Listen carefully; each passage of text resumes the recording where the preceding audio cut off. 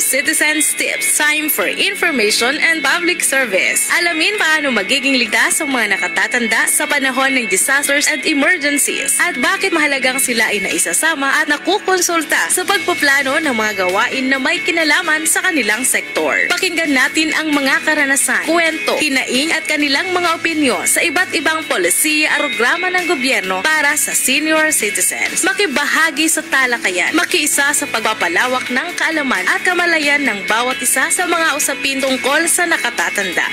Senior Citizens Tips, mapapanood tuwing Lunes sa ganap na 2:30 hanggang 4 ng hapon sa Facebook page ng Coalition of Services of the Elderly o COSE. Ang talakayan na ito ay inihahatid sa atin ng COSE. Kikipagtulungan sa HelpAge Deutschland, Action Deutschland HIF o ADH at the Federal Ministry for Economic Cooperation and Development o BMZ. At ngayon, narito na ang bagong episode ng Senior Citizens Tips.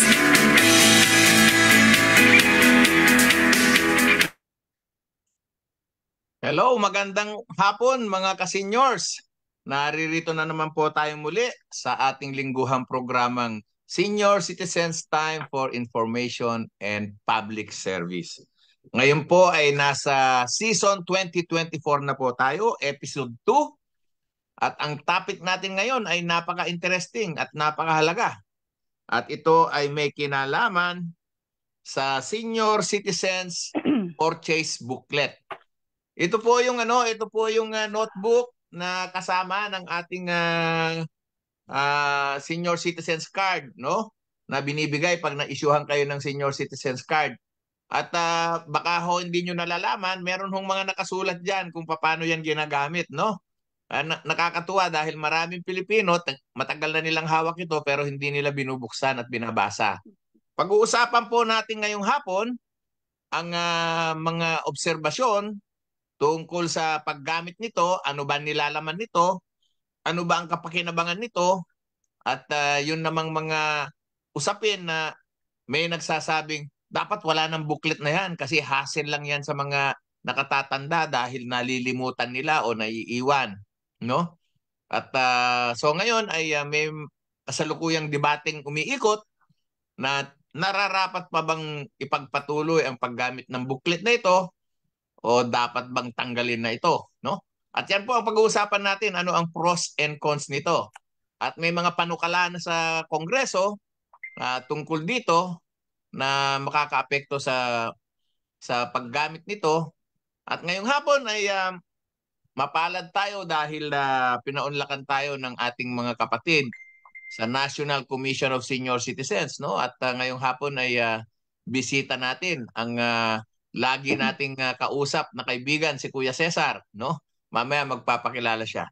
Of course, ngayong hapon ay ang aking katandem na si Nanay Salve ay medyo busy siya ngayon dahil meron silang special session sa National Anti-Poverty Commission dahil ngayon yatang araw pag-uusapan kung paano pipiliin ang magiging kapalit ni Nanay Salve bilang sectoral representative ng Senior Citizens Sectoral Council. Ayan. So, bilang makakatulong ko ngayon sa pag-uusap ngayong hapon na to, ay of course ang aking matagal ng kaibigan na si Ate Choy Arabejo. Siya po ang pinuno ng National Senior Citizens ano na ba yung dulo ng association? No, NESCA. Affairs. Incorporated. Yan. Of course, mamaya ipapakilala namin sa inyo si Kuya Cesar Yamuta. Matagal na nating kapanayam ito lagi, no? So, bumati ka muna, Ate Choy. Okay. Good afternoon, everyone. Magandang hapon sa inyong lahat. At lalong-lalo na, Sir Floro, no, yung ating mga nakatatanda ng ating lipunan sa buong Pilipinas, Luzon, Visayas, at Mindanao. At syempre, yung mga senior citizens natin na nasa abroad, no? So, itong hapon na to ay napaka-interesting sa akin, no? Kasi very vital talaga itong topic na ito. And so, ito ay gustong-gusto ng senior citizens kung ano ba ang tugon dito, ano ba ang mga pros and cons nitong ating topic for this afternoon. So ako right now, Sir Floro, ay nandito ako sa probinsya, nasa province of Leyte ako, no, going around our chapters, no. At dito ko rin nakikita kung ano yung mga problems na nangyayari dito sa grounds, no. At maganda kasi maikakaskade natin sa taas kung ano talaga ang totoong nakikita natin dito sa communities, no. So I'd like to say thank you to COSI for the trust and for inviting me again. Suki na tayo, basta sabi ko nga sa kanila na basta para sa mga senior citizens or the most vulnerable sector of our society, I cannot say no, I am always there. Kasi alam ko na pag sinasabi na katatanda, they are actually music to my ears. Maraming salamat. Ayan.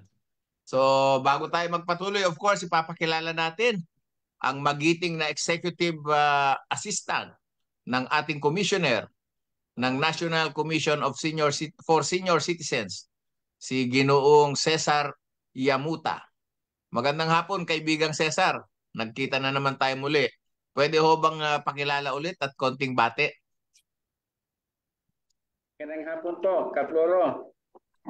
Marinig po ba ako? Yes po, yes po. Medyo, ano yata yung signal ko dito, mahina eh. Hindi mahina po, hindi makikita yung video ko, ano? Kita na po ba? Kita po, kita. Kaploro. Yes po. Ako po hindi commissioner po, hindi po commissioner ako. Hindi. Ako po Executive Assistant ni Commissioner. Executive Assistant ni Chairman Franklin Quijano and Executive Director, Chief Executive Officer Franklin Quijano po, attorney. Ako po ay Executive Assistant 5 at ako po ay nagre-report directly sa kanya. At kung sakali po may mga invitation po siya na hindi niya mapuntahan, ako po ay kadalasan na sinasabihan niya ikaw magpunta. Ganun po. Yan. Sige po, konting pakilala lang. Baka yung mga ibang kausap natin hindi pa nila lubusang nakikilala kung ano yung ating laging sinasambit na NCSC at kung ano ng estado nito dahil yung iba ay matagal nang nag-aabang kung ano na ang sitwasyon. Yes po.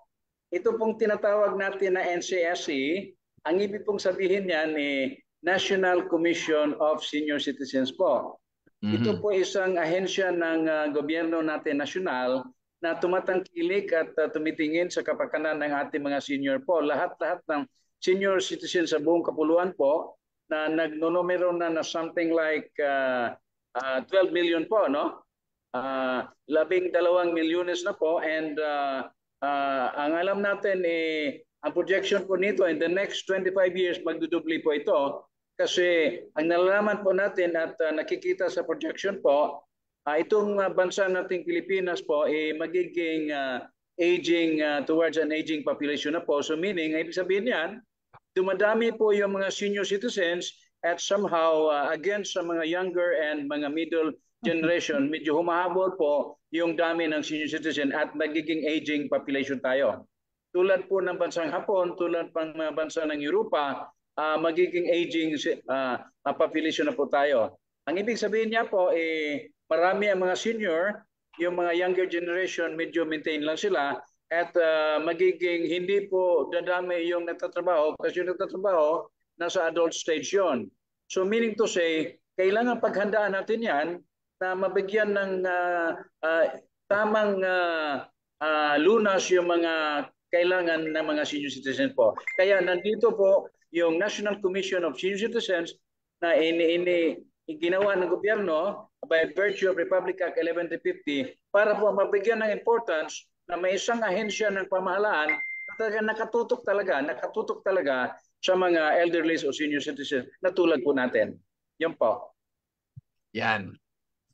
So, siguro magandang malaman din natin bago tayo magpatuloy dun sa ating main topic, kumustahin natin kung ano na ang sitwasyon ng ating National Commission for Senior Citizens. Kasi alam naman natin na matagal na itong inaabang-abangan naming mga samahan ng mga senior citizens. Gustong-gusto na namin kumawala sa Securities and Exchange Commission at saka sa DSWD. Gusto namin may sariling opisinang mga ngasiwa sa amin na hindi kami ginagawang pingpong sa mga pagsubmit ng mga dokumento.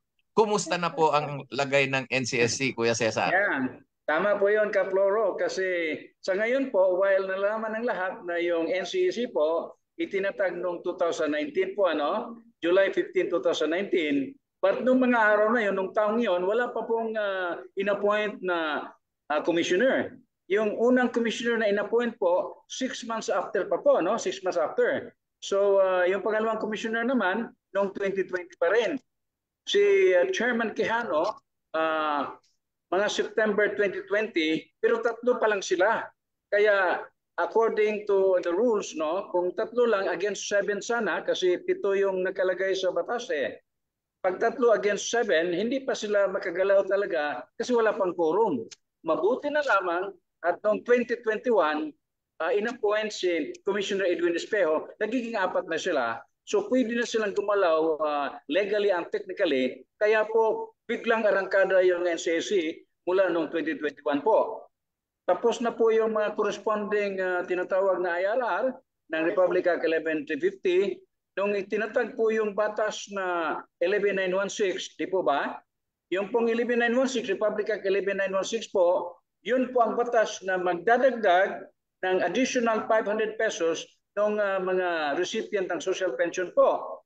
So dahil nandiyan na ang NCSC, ito pong NCSC or National Commission of Senior Citizens po ang gumawa ng kaukulang IRR po para sa batas na yon, Republic Act 11916. Yun po. So marami pong ginagawa yung National Commission of Senior Citizens. Noong 2021 po, na-approve na po ng BBM yung gusto nito na yung kailangan nito na meron kaming mga staff, meron kaming structure, in-approve na po noong December 2021. Kaya magmula noon, nung tinulungan kami, kasi wala kasi tayong HRMPSB eh. Yung pong HRMPSB, ito po sabi ng batas na hindi ka makapag-hire ng anong mga empleyado pag wala kang HRMPSB. Ito namang NSCNC po, itinatag, wala naman itong kasama mga regular employees. So paano yun? Paano yun? Na hindi siya makapag-hire ng sarili mga tauhan niya. Kaya dumulog po tayo sa Office of the President para matulungan po.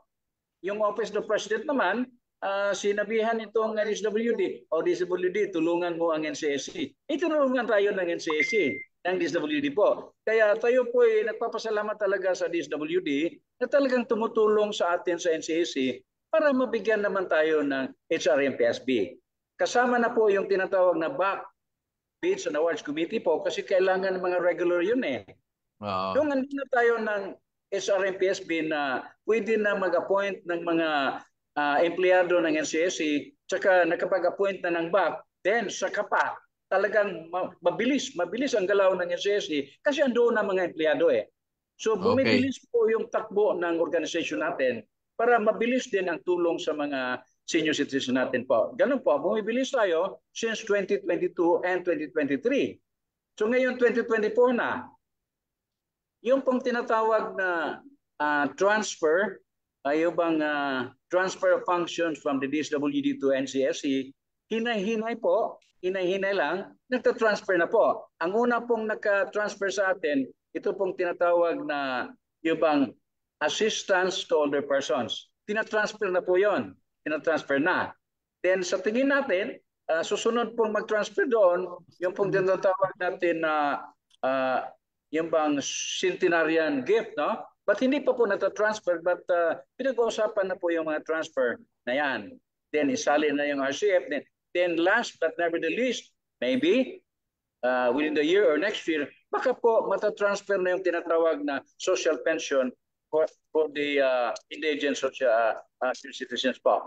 Yan po ay talaga tayo pinag-aralan natin yan para pagdating ng mga pagta-transfer ng mga functions na yan, ay talagang ready tayo. Ngayon po, i-declare ng NCSC na ready na kami. But kailangan sundin po yung ano ang nasa plano ng DSWD. Kaya kami po ay naghahanda lang at naghihintay lang kung kailan matutupad yon. According to the MOA po with DSWD po. Yun. So, nagkakaroon na ng medyo konting liwanag. Yes po. Ang, yes po. madilim na kalagayan ng mga senior citizens. Nagliliwanag na po, Kaploro. Nagliliwanag na. Iyan. So, congratulations. So, ibig sabihin yan, Kuya Cesar, meron na kayong sariling opisina o squatter pa rin kayo sa Malacanang? Actually, tayo na may tinutulutan ng Malacanang na andun pa rin tayo sa Mabini Hall eh. Sabihin na lang natin na naghihingi ng kunting space doon, no? Naghihingi ng kunting space. But, meron na po tayong na-rent na office space na medyo malaki kasi dumadami na po yung empleyado ng NCRC po eh. Maliban doon sa mga regional offices, sa central office po, nandun na po tayo sa Aurora Boulevard, doon sa AAP Tower. Isang buong 4th floor po, andun po tayo. But still, meron pa tayong itinerang office sa Malacanang po, yung room 106C, kasi nakasanayan na po sa mga senior na nagbibisita sa akin, alam na alam yung lugar na yun eh. Kaya ni-request natin doon sa in charge doon sa Mabini Hall, pwede ba? Iiwan mo na yung maliit na space doon kasi baka magkaligawan doon sa maliligaw yung mga senior eh. Kaya araw-araw po marami pong senior citizen ang bumibisita doon sa Malacanang office natin. Hanggang ngayon po, every Monday to Friday, marami pong mabisita doon. Sa maliit na space na natira sa atin. Yan. Pwede ho bang sa dahang-dahang pananalita, bigkasin nyo yung address natin sa Aurora Boulevard para malaman namin. Kasi baka makikipagkape kami ni Ate Choy doon eh. Oo. Yung pong bagong office natin, central office po ngayon ng NCAC or National Commission of Senior Citizens, ito po yung address. 683, ulitin ko po, 683 Aurora Boulevard, New Manila, Quezon City. Oh, okay. AAP Tower, 683, 4th floor, Aurora, AAP Tower, Aurora Boulevard, New Manila, Quezon City. Yan po. AFP? Armed Forces of the Philippines? AAP po. AAP. AAP. P. Ano yung P? AAP building. AAP po. AAP Tower. Yan. Anong corner po ito? Anong corner? Mahaba po yung Aurora Boulevard eh. Tapat na sa tapat lang po ng Gilmore LRT Station 3. LRT 2 station. So, nasa baba lang po ng Gilmore. Corner ng Gilmore. Gilmore LRT 2 station. Okay. Madali po makita, madali po. Yes. Sir Floro, meron ako follow-up tanong lang kay Okay, sige. Sir Go ahead, Cesar, Anay Cho.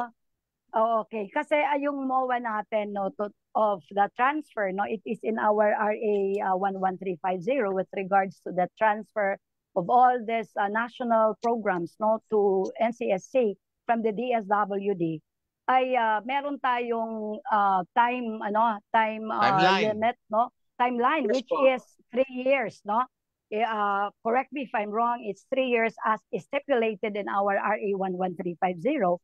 So, and I also understand that there was already a MOA signed between the DSWD during the time the Secretary Bautista and Chairperson Quijano.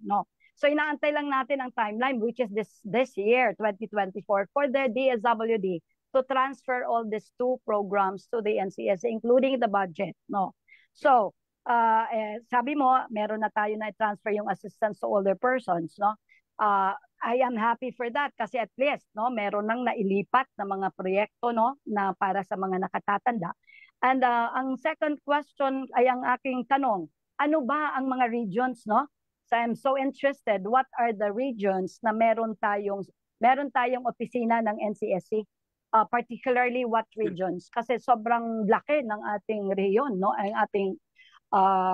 ating bansa, Ano po 'yon? Ano yung mga meron tayong office sa mga regions? Sa ngayon po, hanggang sa mga araw na ito, 8 clustered region pa po tayo, 8 clustered region. Alam naman po natin na there are 17 regions, there are 17 administrative regions sa buong bansa natin. And ang DBM po, nagbibigay muna sa atin at this time ng 8 clustered regions. So meaning, yung pong 17 region, hindi po kasali yung BARM doon, no? 16 lang, ano? Hindi kasali sa, sa bilangan yung BARM. Yung pong 16 regions, kina-cluster po natin into 8. Okay. So, may isang cluster na 4 na region, may isang cluster 2 region, may isang cluster 1 region.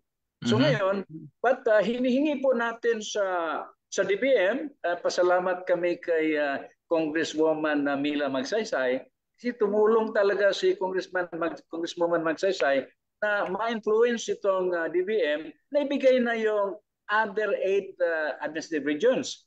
So kami po naghihintay na lang talaga ng formality na ibigay na yung 8 other regions. So ang bilangan po is 16 regions na po, no?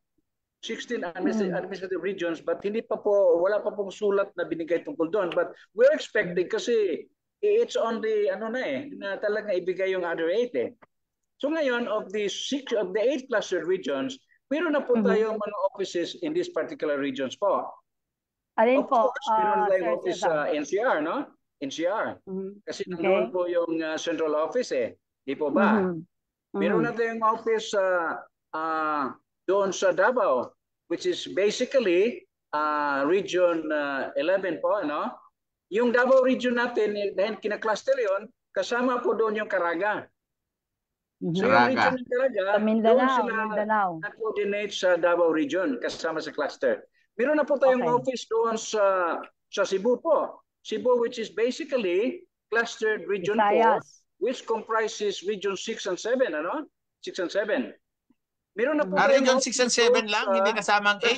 Ang 8, hindi nasama. Clustered region 5 pala, which is basically administrative region 8 sa Leyte, Samar po, Tacloban, Leyte, Samar area, no? Yun po. Meron na po tayong office sa region 9. Nandito po ako ngayon sa region 9.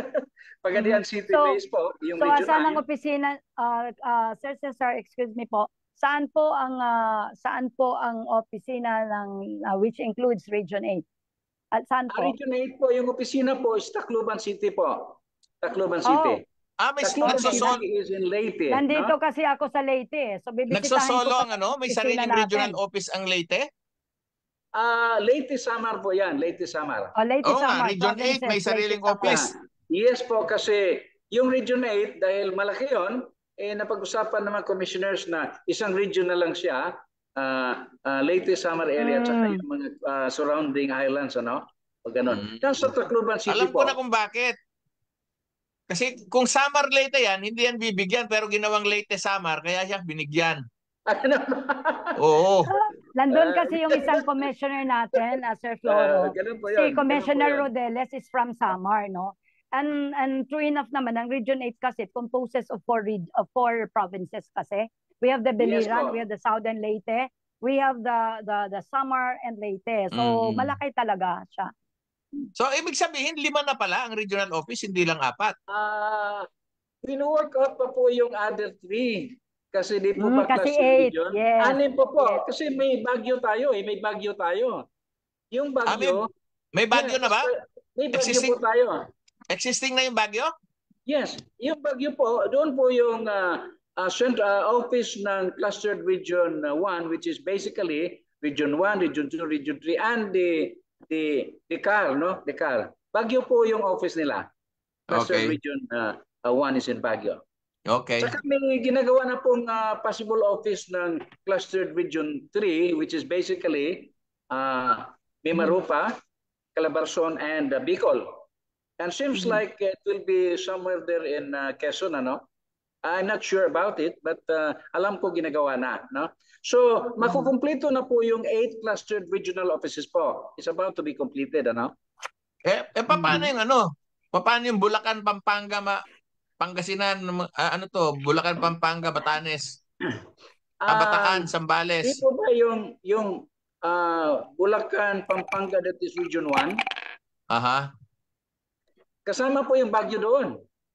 Hindi sila Region 1. Ang Region 1... Clustered Region 1 po. Kasi so sinama nyo ang...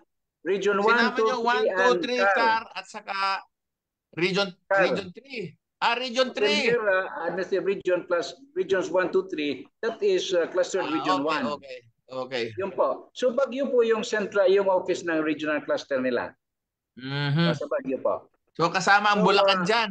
Kasama ang Bulacan is, Pampanga. di ba, Oh. Region 3 yan? Mm. Kasama na po, kasama na. Mm. Kaya lang po, wala pa tayong tinatawag na regional office talaga kasi cluster pa cluster pa. So alin ang merong physical facility na rito sa mga to? Meron na 1, po. 2, 3, 4, 5, 6, 7. Meron na po mga physical facility. In fact, may mga office furnitures na po . Ganun. Meron na. Na po. So may Tsaka sige, may mga later tao on po, kukunti lang. pero parang may kulang pa. NCR, Davao, Cebu, Tacloban, yung sa Pagadian, Meron pa pala. We have Cebu. Yung Baguio. Sub-Surgeon Region, We have Cebu. Ayun. yung Region 12. Meron pa pala. Inaayos na ngayon po yung regional center doon po sa ano ba yun? Yung Marbel, no? The new Marbel. name of Marbel is The Jangas. hindi pa. Jensan. Jensan. Ha? The Jangas is Jensan, no? Ay, yung Yung Marbel. Marbel is Coronadal. Coronadal. Coronadal po yung center dyan. Coronadal. Okay. Inaayos pa po at this time. Hindi po kumpleto. Inaayos pa lang. Coronadal, okay. Yes pa. Oo. Kasi nakalimutan ko na yung configuration ng Mindanao dahil yung passport ko ng Mindanao Independence Movement nawawala ko . Nawawala. Huwag mo na hanapin, Kaploro. Huwag mo na hanapin. Member ako noon, may dollars ako ng General Santos dollars. Sige. Sige ba? Ako po nandito ngayon sa Pagadian City kasi ako po nag-attend ng RSDC, Regional ng Basic NEDA. sector. Representative ng NCAC po kasi member po tayo sa lahat ng RSDC po . Sa buong regions, mga RDC, member po ang NCAC po. Kaya ako pina-attend dito ni Chairman to represent him dito sa Pagadian. Ayan po mga kasenyors Maliwanag na. May sinag ng araw sa ating mga seniors. May mga opisina na po tayo. Yeah. Okay po. Ayan, para lang sa kaalaman nyo yung NCR may opisina, yung Davao Region may opisina, yung Cebu, kasama ang Region 4, Region 6 and 7. 6 and 7. May opisina, yung Region 8 may opisina sa Tacloban. Tapos yung Region 9 at mga kasama niya sa Pagadian City. Tapos yung Region 1, 2, 3 and CAR nasa Baguio. Tapos yung Mimaropa, Calabarzon at saka Bicol. Saan po ang office nito? I'm not quite sure about it kasi ginagawa pa po, inaayos pa po. So maybe it will be somewhere in Quezon Province po. Quezon Province. O baka Lucena. Yeah, probably. Yun lang na malaki dun . And then yung Socsargen area, yan po yung Coronadal. Okay. Yeah. So, sa mga hindi nakakaintindi at hindi nakakaalam, yung Socsargen ay Sultan Kudarat. Tama ba yun? Socsargen is actually Sarangani and General Santos City. Yes, kasama yan. Saka, doon po sa Northern Mindanao, medyo special ito kasi una itong natatag . May another office po tayo sa Northern Mindanao region which is in Cagayan de Oro City po. May office pa tayo doon. Saka may satellite office po tayo sa Iligan City po. Yun nga sana itatanong ko bakit walang opisina sa Iligan marami akong kaibigan taga Iligan.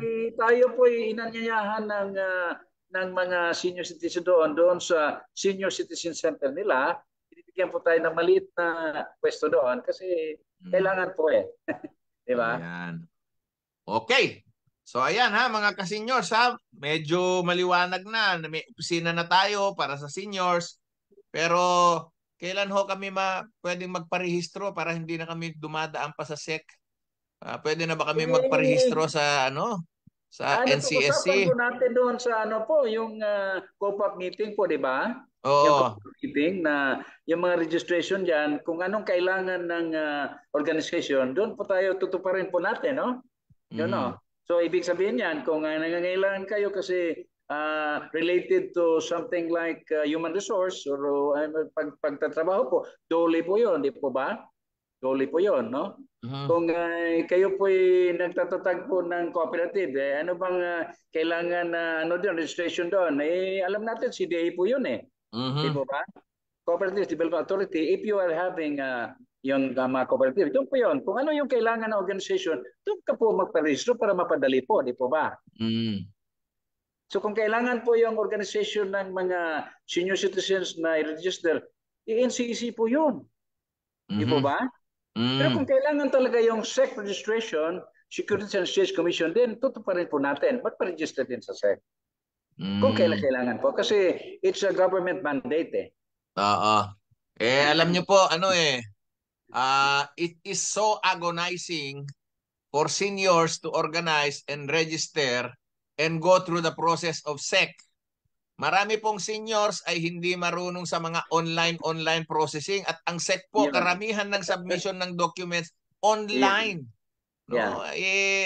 Baka hindi naiintindihan ng mga taga-SEC na maraming senior citizens hindi marunong mag-online. Baka pwedeng ayusin natin yan sa NCSC at dun sa mga satellite office para makapag-register na yung marami naming mga samahan. Gusto po natin tumulong dyan, Kaploro. Tutulungan po natin sa lahat na makakaya natin. Tulad ng sinabi niyo po na ang pangailangan pala is isang government national institution to register another government institution. Diba? Government to government kung kailangan NCSC registration lang, then so be it. Yun ang ipaglaban natin, sir. Dapat one-stop shop lang tayo. Magkatulong tayo dyan, Kaploro. Magkatulong tayo. Kasi yung legal office namin, talagang tumutulong naman Diba? Yes, with regard to that, I would gagawin like, natin. excuse me, I'd like to add on to that, no? Because when we had our convention, no, ng NISCA last November, Attorney Quijano was there, the chairperson. He was there and he was telling us about registration, no? Kasi syempre may mga guidelines yan. You cannot just register without the guidelines, no? What he told us was, syempre, if you want to register with SEC, we will just recognize you, no? Hindi na kailangan you will go through the process. You will not go through the accreditation anymore if you are already a SEC registered. So in other words, pag tayo ay magparehistro no doon sa National Commission, just like when you register with Labor, with DTI, di ba? So hindi ganon kabigat yung kanilang requirements. Tama ba, Sir, ka Cesar, no? That's what we understand when you told us that. So, ikaw ka Floro, your organization is SEC registered, then you will just be recognized na lang. You do not have to go through the process of submitting a lot of requirements. That's correct. Okay, thank you so much. Sister Marichu, wag kang magbunyi at maging masaya dun sa sitwasyon na yon. Kailangan makaalis tayo sa hulagpos ng SEC kasi napakahirap na mga proseso sa SEC. I will give you an example. Yung inuupahan naming opisina, binawi ng may-ari. Yung opisina namin, yung treasurer namin, kung saan siya lumipat, inilipat namin opisina namin doon. Hanggang ngayon, hindi kami makapag-open ng bank account kasi hindi pa kami nabibigyan ng bagong address, papel para doon sa change of address namin sa SEC. No, maraming problema dyan sa SEC. Naku, maniwala ka. Yun lang submission ng annual financial report. Meron ka lang isang bagay makalimutan doon. In-online mo na lahat. Pasok na yung 13 dokumento. Isa lang nagkamali. Uulit ka ulit. Maawa ka. Dapat, ang katulad ng sinasabi ko kay Kuya Cesar, halimbawa meron kaming homeowners association dito sa aming subdivision. Lahat ng dokumento namin doon sa HODC na lang, hindi na kami pupunta sa SEC. Financial report namin sa HODC na lang. Magpalit kami ng leader sa HODC na lang. Sa SEC, nako, ang dami. At saka may bayad, at saka maliit ka, may multa pagkalaki-laki. Hindi mo naman kailangan magpa-register sa SEC. Basta ba tatanggapin ng isang agency na doon mo isasubmit yun, that should be it, pero di bale. Kasi may mga stricto po stricto na organization na hindi tatanggap pag hindi SEC, no? Hindi po, hindi kami umiiwas sa regulasyon. Ang gusto lang namin, isa lang ang mag-regulate sa amin, hindi na yung marami. So, ang gusto nga namin, Kuya Cesar, kayo na lang ang boss namin. Ayaw na namin sa SEC. National Commission. Ay, Actually, Sir magtulungan tayo, Floro. Floro. Magtulungan Sir tayo. Floro, Sa lahat ay na alam ko makakaya natin, magtulungan tayo. ang alam ko kasi, ano ang importante, the bottom line lang sa National Commission, you do not need naman talaga to organize. You don't need to be registered with SEC alone, no? Di mo naman kailangan to have an organization. Ang bottom line dito sa National Commission is kailangan lang lahat ng mga organisasyon meron silang constitution and bylaws, guidelines. Kasi pag wala kang constitution, that is what is needed when you register with the National Commission. Diba? Tama ba? Yun nga yung sinasabi ko na dapat doon na lang lahat sa NCSC, hindi na dadaan sa SEC. So anyway, amyendahan natin yung batas at saka yung guidelines, Kuya Cesar, para hindi mahirapan ang maraming senior citizens association. Tatlong bagay kasi yun, tatlong bagay . Yung isa is yung registration, yung isa is recognition, yung isa is petition. Diba? Yung sinasabi ni chairman, na pag ikay naka-register na sa iba, i-recognize ka, may recognition ka na i-recognize ka ng NCSC kasi naka-register ka na sa iba. You don't need to register again with NCSC. Kung sakali gusto mo talaga mag-register, kaya wala problema yun. It's up to you actually. Problema yun. Kung puso tayong tumatanggap niya, no? Pero yun nga yung sinasabi ko sa iyo, kung halimbawa may hawak na kaming registration ng NCSC, pupunta kami sa bangko, mag-o-open ng account, hindi na kami dapat hahanapan ng dokumento galing sa SEC na ito yung mga address nyo, ito yung officers nyo, hindi na kami hahanapan dapat. Yung, kung ano yung galing sa NCSC, yun na lang pwede na. Para makapag-operate na ng maayos. Yung po ipaglalaban po natin ka Floro na i-recognize yung organization natin at the national level. National level. Okay. So ngayon puntahan na natin yung isang masalimuot na topic. Topic. Etong purchase booklet. Nakikita nyo to? Purchase booklet. Okay. Dalawang kulay yan, isang white and green. Dalawa. Hindi, bawat munisipyo ibang kulay. Iba-ibang dalawang kulay. Yes, yan. Yung mga ibang munisipyo pag nagpalit ng mayor, magbabago rin ng kulay. For the mga gamot, yung isang kulay doon sa mga pagkain, no, groceries. Dalawang kulay yan, magkaiba yan. Yes, groceries, DTI. Yes. Okay. DTI, purchase medicine. Yan. So ngayon, sa amin kasi sa Taytay, isa na lang yung kalahati purchase medicine, yung kalahati DTI. Mas magaling yung mga tao namin sa Taytay, isa na lang. Ang Oscar namin, nandito yung medicine, nandito yung groceries. So anyway, so meaning kung kunti lang space na masusulatan. Hindi, madali naman magpapalit Maraming space, maraming masusulatan po. Yun lang kaibahan, no? Isa lang notebook dadali mo, baka makalimutan mo pa yung isang dalawa dala mo. Ayun. Pwede naman siguro. Walang problema. Okay. So ang topic natin ngayon, eto bang notebook na to ay dapat nang i-phase out. Sabi ng mga iba, tanggalin na yan kasi istorbo lang yan. Pag nakakalimutan mo, hindi ka makapag-transact. Yan. Sabi ng iba, hindi, kailangan natin yan. Kasi pag binigay mo yung booklet mo, isusulat pa doon, talagang may time element pag susulat . So instead, padali yung transaction mo, medyo hindi na mapadali, no? Yan, okay. Pag-usapan natin ngayon, ano ba ang problema? Bakit may nagsasabing dapat tanggalin na yung purchase booklet? Ganito kasi, doon sa purchase of goods, mga pagkain sa groceries, hinapahanapan ka talaga ng booklet. Pag wala kang dalang booklet, kahit may ID ka, hindi ka bibigyan ng diskwento kasi walang booklet . Diba? Yun. Yun naman doon sa purchase of medicines, hanapan ka ng booklet kasi titingnan nila kung ano ba ang nabili mo na based on the binigay ng doktor na reseta. Kasi tine-check nila . It's one way of checking . Kasi yung mga pharmacy, mga owners ng mga drugstores na yan, gusto nila ma-check na yung binibili mo, yung talagang iniinom ng gamot. Kasi ayaw nila na bibili ka ng marami at saka ibinta mo. Yun ang ayaw nila. Kaya gusto nila i-check doon sa booklet na yun. Diba? Isa yun sa mga gusto nila mangyari. So, ibig sabihin, disadvantages yun. Ka-Floro, actually, yung may advantage, may disadvantage. Depende po sa anong gusto nila mangyari. Actually, ang stand po ng NCSC is Mhm. okay naman andyan, okay din wala. Kung sakaling Yes. ma-decide talaga ng iba na wala yon, dapat may parang replacement yon. Ang gusto namin With replacement is measures. yung bang electronic, mata-tracking yon, electronic. So kailangan ito ang participation and contribution ng DICT.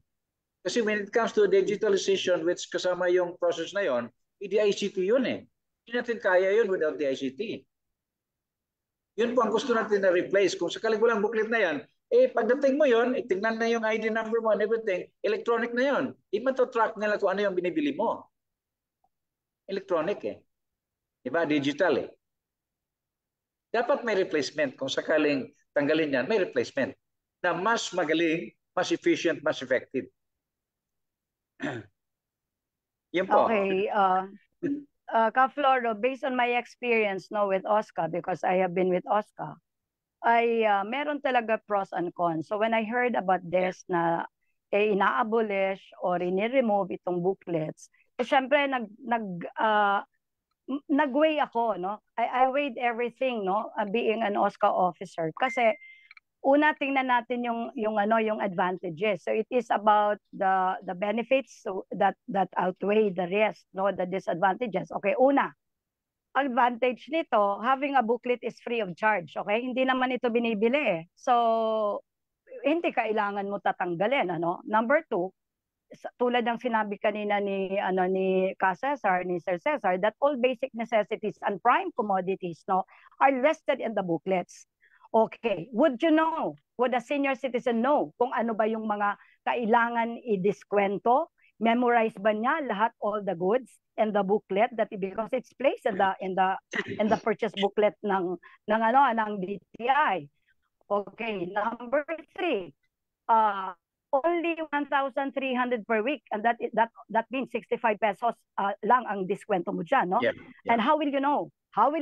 Okay, in the case of how will you know dito sa DTI? How will you know that how much balance you still have for the week? Diba? If there is no booklet, okay?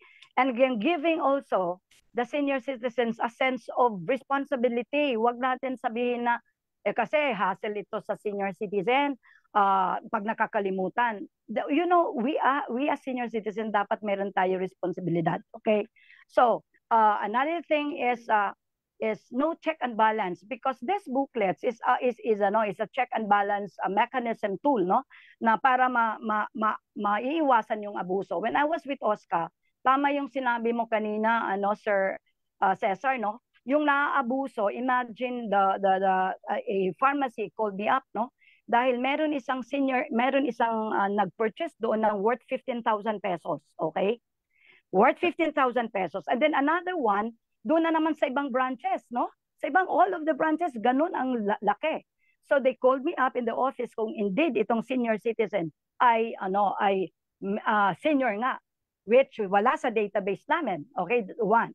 Number two, ang daming mga pasaway na senior citizens din na i-issuehan sila ng senior citizen card nang hindi pa sila senior citizen. Yun. Okay? Yan ang sinasabi ko na being in OSCA, ang dami kong nakikitang disadvantages of removing such booklets, no? And then yung hindi pa siya senior citizen, meron na kaagad siya ID. So if you are going to remove all of this mechanism, no, na para maiwasan yung pag-aabuso, ay palagay ko mas maganda yung meron talaga booklet. Now tingnan naman natin dito sa disadvantages, 'di ba? Syempre, hassle siya, 'di ba? Disadvantage ang meron ka talagang booklet, 'di ba?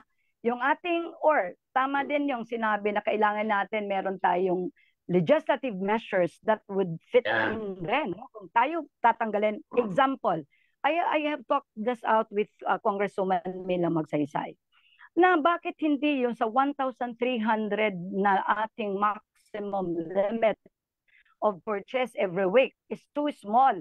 Selected items pa yan. 65 pesos lang yan ang total yan, ha? 65 pesos lang. Okay. Bakit hindi increasean natin ng 5,000? Ba't hindi natin increasean, let's say 5,000, di ba? 5,000 ang limit natin dyan. O do you just need to have your ID? But then, paano kung hindi mo maubos ang 5,000 na yan? Di ba? Para kailangan mo talaga meron listahan. And ang sabi naman, pwede naman mismo ang establishment magkaroon sila ng listing, no? Sila.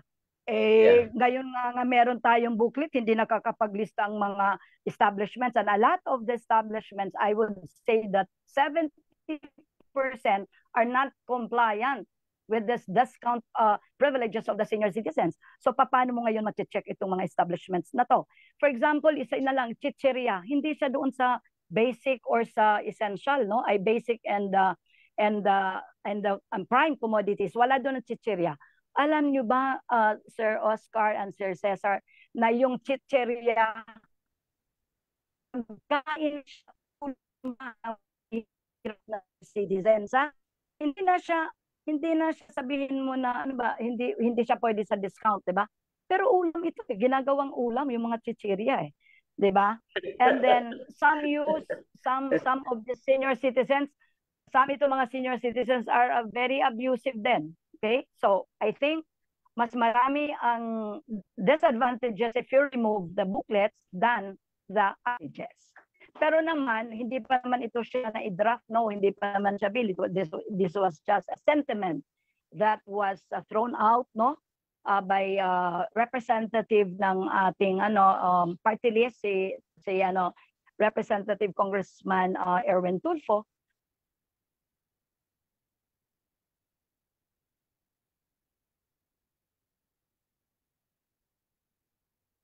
Mukhang nawala si Sister Anyway, maraming pros and cons.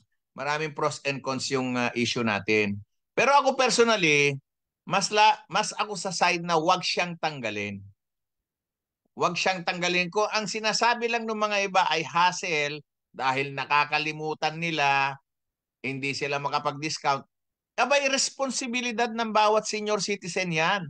Kaya nga, dati, hindi ako nagdadala ng clutch bag. Ngayon may clutch bag na ako. Nandito lahat ng reseta ko. Nandito ang booklet ko. Responsibilidad ng bawat isa yan. Ipapalusot nila, katamaran lang yung nawawala o nakakalimutan. Palusot lang yun.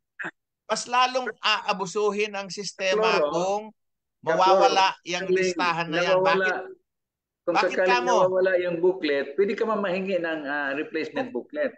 Kung mawala yung booklet, pwede kang humingi ng replacement booklet. Kada nagpapalit ng mayor, pinapalitan nila ang booklet. Ngayon, iba na ang kulay ng booklet namin. Nung nagpalit ng mayor, kulay blue na. So maraming booklet. Huwag nilang idadahilan yun. Sa totoo lang, dito, mamomonitor mo kung totoong laging ginagamit ng pasyente yung gamot na binibili niya. Kasi maraming iba, ibinibili nila, pati anak, apo, pamangkin, ibibili nila ng senior discount. Kung walang record dyan, pwede naman magpa-iwan lang kasi. Okay, walang Ito, halimbawa, hindi na ako magpa-iwan na lang. Okay. Ano yung mga regular na iniinom mong gamot? Mas maganda nga, pag meron ka nito, maski wala ka ng prescription dahil nakikita rito yung historical trend ng iyong mga ginagamit. Alam mo, gustong-gusto yan ng mga doktor kasi mayat-maya kailangan namin ng prescription. Kung meron ka nito, sasabihin mo dun sa butika, sir naman, mula pa nung 2000 ganito, yan na iniinom ko, ayan nakikita mo. Ngayon, tatanungin mo pa ako ng prescription. Sino ba pinapayaman mo? Doktor, pinapahirapan mo kami. Buwan-buwan kami pupunta sa doktor. So, mahalaga, nandito yung listahan kung ano yung mga gamot na iniinom. Pati, ang importante, pati dosage. Kung nakalimutan nung pobreng matanda yung dosage niya, hindi pala 40 mg pala, hindi 10 mg. Hindi magkakamali siya. Alin ngayon? Tama yun.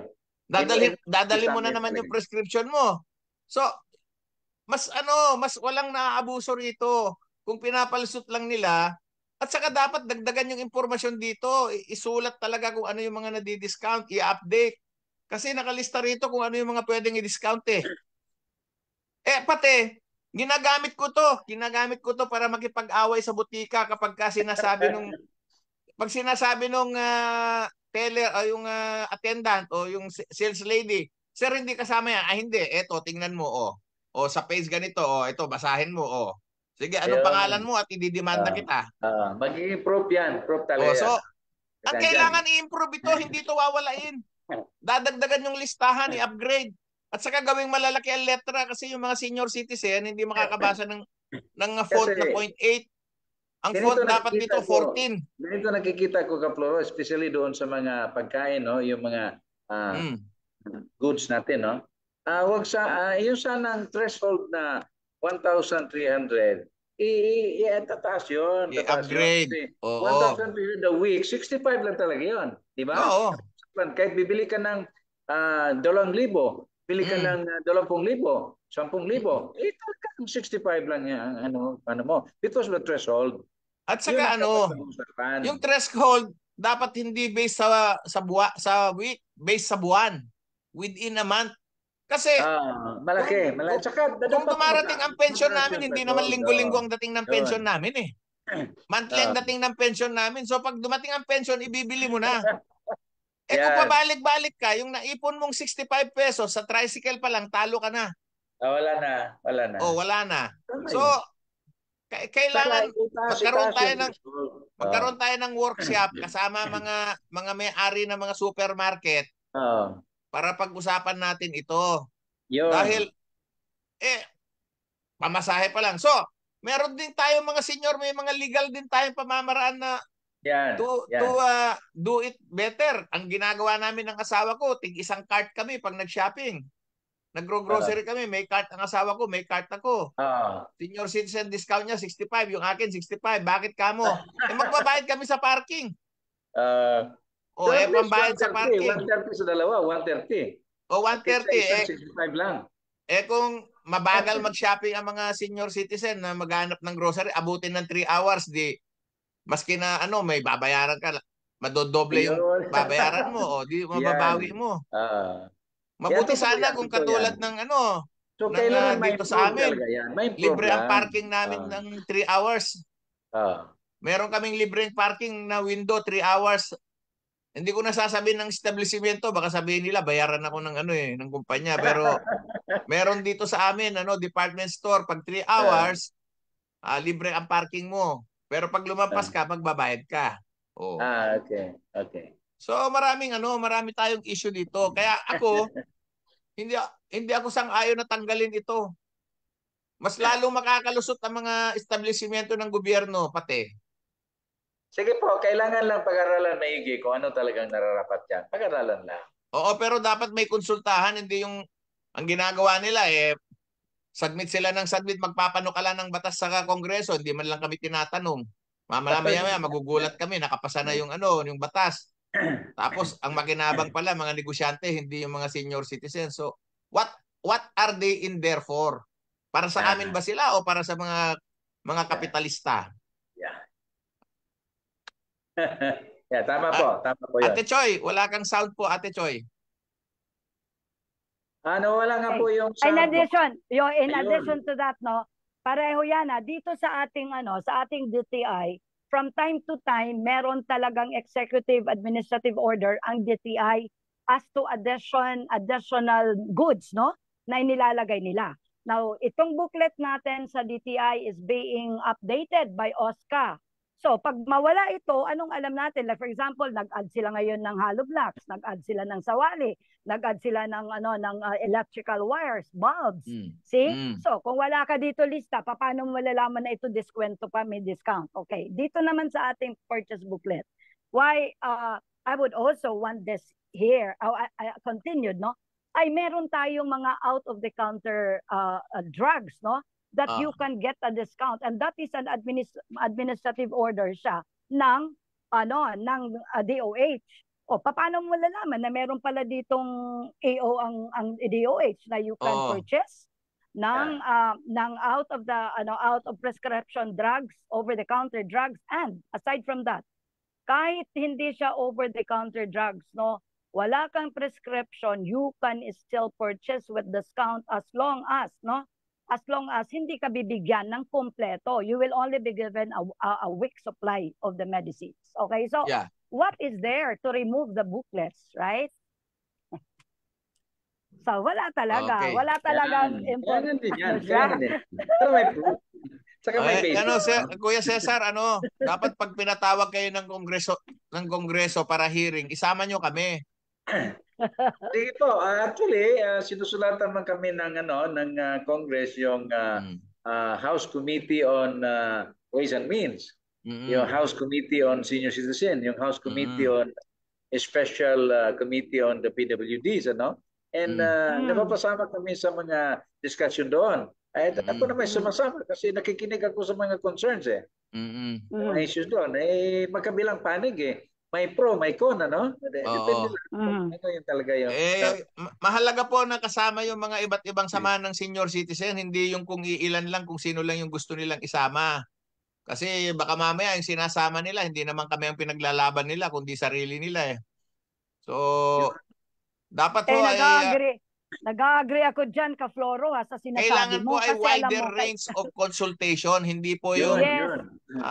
maging diretsahan tayo, hindi lang po FESCAP ang samahan ng mga senior citizens sa Pilipinas, hindi lang po FESCAP. Yes, at saka Ka-Floro. Marami pang ibang nagsusumikap, katulad ng NESCAP. Ka-Floro, gusto ko din talaga si Sir Cesar matanong din, no? Even si Chairperson Attorney Quijano. Tinatanong ko nga, ba't hindi kami nakasama doon sa Advisory Council? You know, Kuya Cesar, Sir Cesar, no? Ang pag ikaw ay kinonsulta, make sure na itong tao na to, alam na alam niya doon sa grounds, no? Doon mismo sa baba, hindi yung nandoon sa opisina or what, mismo nakakahalubilo ang mga senior citizen, ano ang kanilang daing at hinaing. It's not na yung mga nandyan lang naka-opisina, okay? So sana tama yung sinabi ni Ka-Floro na imbitahan naman kami dahil sa tanda na namin, di ba? And we also have the experience with the senior citizens for how many decades now, ay siguro isa kami doon na makakapagsabi kung ano ba ito, okay ba ito, hindi ba ito, ano ba yung mga unmet needs ng ating mga senior citizens down in the localities, down in the communities na hindi napupuntahan mismo. Thank you. Yeah, tama po. Tama. Ate Choy, bago tayo magpatuloy, basahin natin yung mga komentaryo sa chat group, ha? Okay.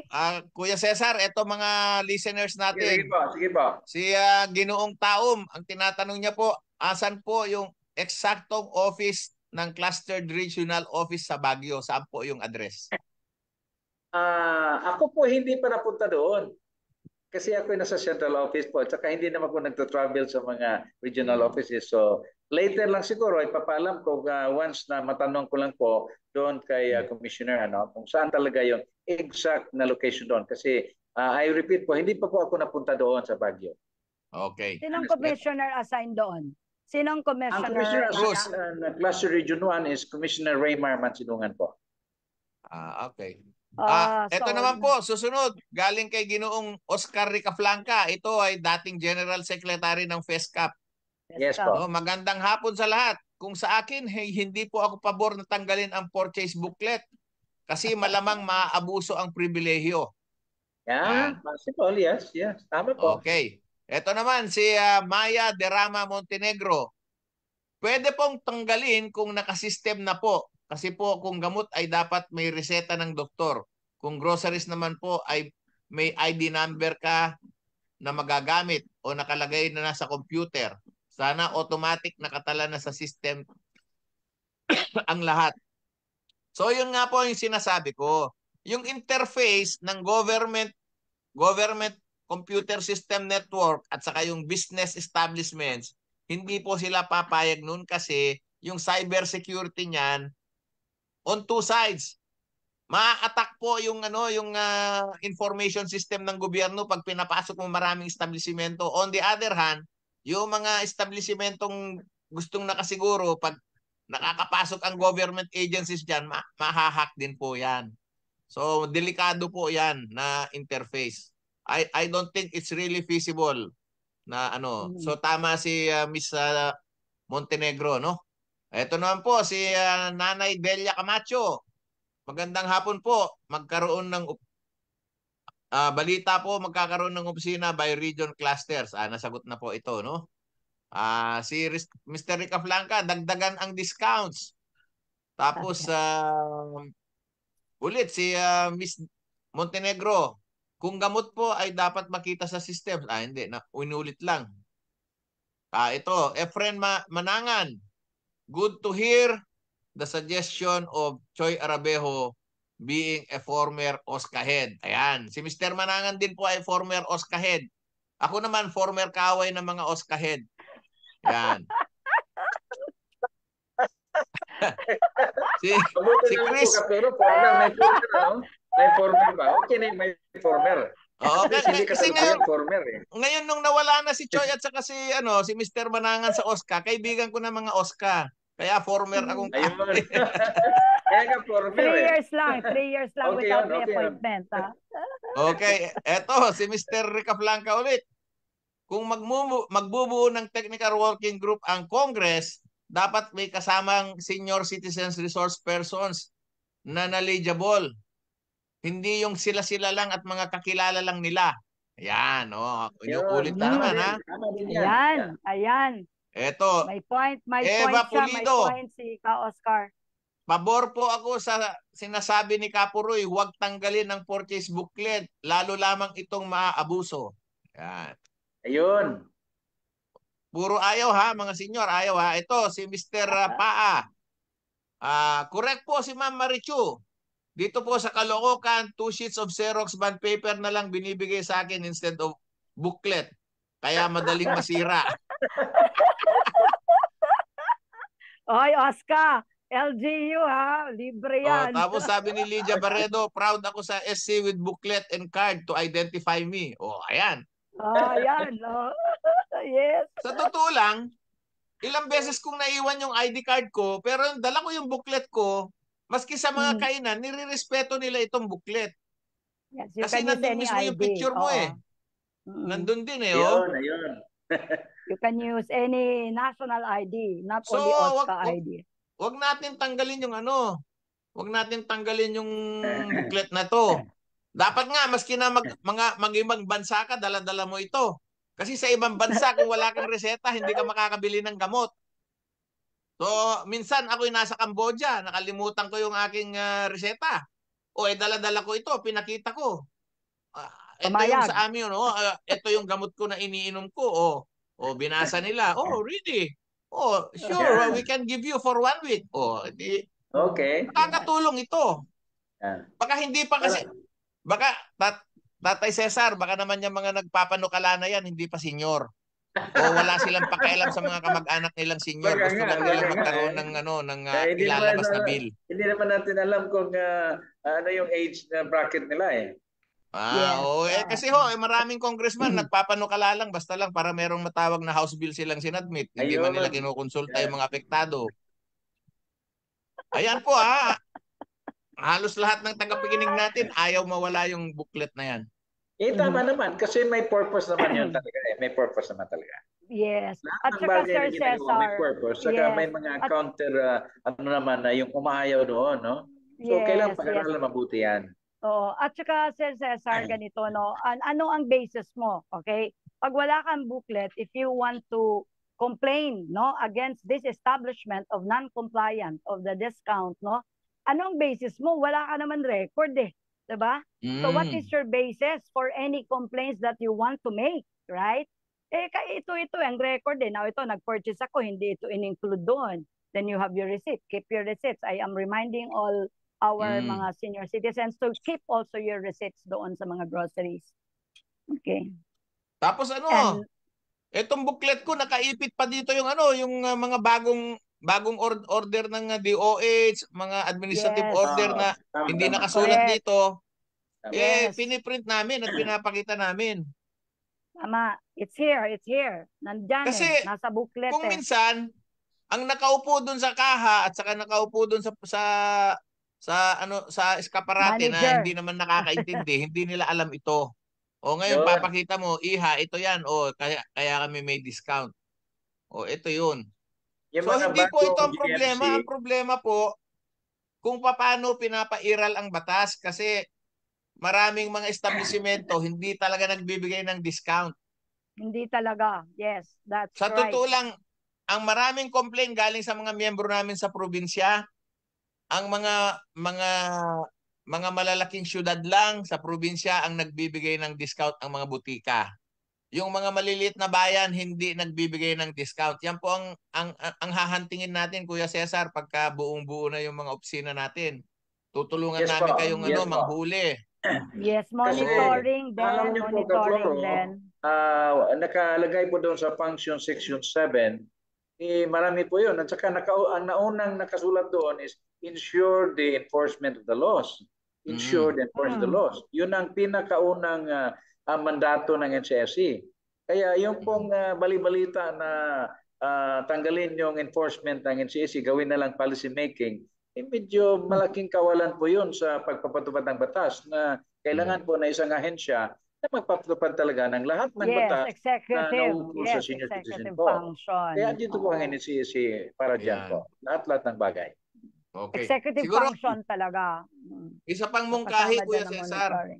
Sana lahat ng LGU, isa lang i-standardize lang yung yung booklet natin, isa lang model. Baka kayang ayusin. Kung hindi man nagawa yan ng DSWD, baka kayang ayusin ng NCSC. Isa na lang. Siguro isang po, booklet na lang, pare-pareho tayo, mas isa ka magpunta. Kung matatransfer na, kasi ito namang booklet is nakatoka sa OSCAyan. But yung mandato dyan, connected with SWD pa rin, But once everything is transferred to NCSC, then we can coordinate very strongly with OSCA.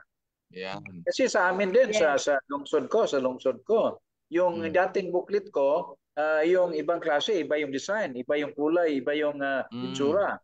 Then sabi ko, nawala yung booklet ko yung isa. Binigyan ng iba ko ng design. Kasi bago na mayor bagong design, hindi na yung dating design. Ganyan din sa amin, iba ng kulay. Okay.